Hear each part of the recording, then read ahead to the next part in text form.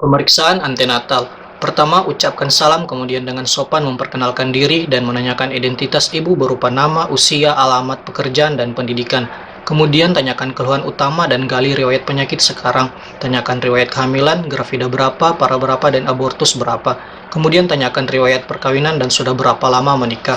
Riwayat kontrasepsi, riwayat antenatal care sebelumnya, riwayat kehamilan sekarang berupa gerakan janin, kenaikan berat badan, dan apakah ada tanda-tanda infartu.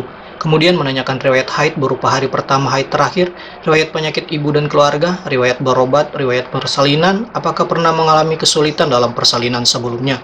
Lalu tentukan usia kehamilan menurut anamnesis hari pertama haid terakhir, dan buat tafsiran persalinan menurut rumus Nagel. Setelah itu memeriksa keadaan umum, mengukur berat badan dan tinggi badan, dan memeriksa tanda-tanda vital berupa tekanan darah, nadi, pernapasan, dan suhu. Lalu jelaskan tentang prosedur pemeriksaan pada ibu. Juga pemeriksaan ini kadang-kadang menimbulkan perasaan khawatir atau kurang nyaman, namun tidak akan membahayakan bayi yang berada dalam kandungan. Kemudian tanyakan persetujuan dan kesediaan ibu untuk diperiksa. Setelah itu kita persilakan ibu untuk berbaring terlentang, kemudian kita siapkan alat dan bahan seperti meteran, stetoskop lenek, handskun, dan kain penutup. Setelah itu kita tutup paha dan kaki ibu dengan kain yang telah disediakan. Setelah itu kita cuci tangan dengan 6 langkah menurut WHO. Setelah itu kita memakai handskun dan kemudian pemeriksa berada di sisi kanan ibu menghadap bagian lateral. Dan kemudian kita memberitahukan kepada ibu bahwa pemeriksaan segera dimulai. Leopold 1. Pemeriksa menghadap ke arah kepala ibu untuk menentukan tinggi fundus uteri dan bagian janin yang berada di fundus uteri.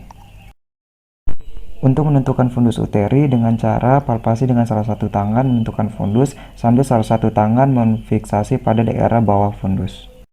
Setelah itu menggunakan meteran untuk mengukur fundus uteri dimulai dari suprasimfisis sampai fundus uteri sejajar dengan umbilikus. Kemudian dapat juga menentukan tafsiran berat janin dengan mengukur lingkar perut ibu dan menggunakan rumus. Selanjutnya menentukan bagian janin di fundus uteri dengan cara palpasi. Didapatkan bagian lunak, kurang bulat dan tidak melenting berarti bokong. Jika kepala bulat keras melenting. Leopold 2 untuk menentukan letak janin dari sisi kiri dan kanan ibu dengan cara meletakkan kedua tangan di sisi kiri dan kanan perut ibu mulai dari bagian atas dan geser ke arah bawah. Bila terdapat tahanan terbesar, rata dan memanjang berarti punggung janin. Jika kecil-kecil berarti ekstremitas janin.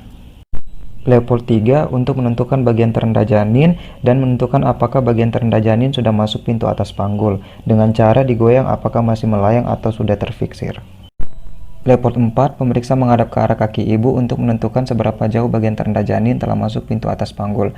Bila sudut yang dibentuk konvergen, berarti belum masuk pintu atas panggul. Bila divergen, berarti sudah masuk atas panggul.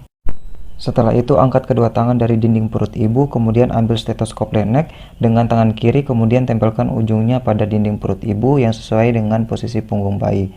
Setelah itu tempelkan telinga kiri pemeriksa dan dengarkan bunyi jantung bayi. Pindahkan titik dengar apabila titik pertama bunyi jantung tersebut kurang jelas. Kemudian hitung denyut jantung bayi selama 1 menit dengan normal rentang 120-160 kali per menit.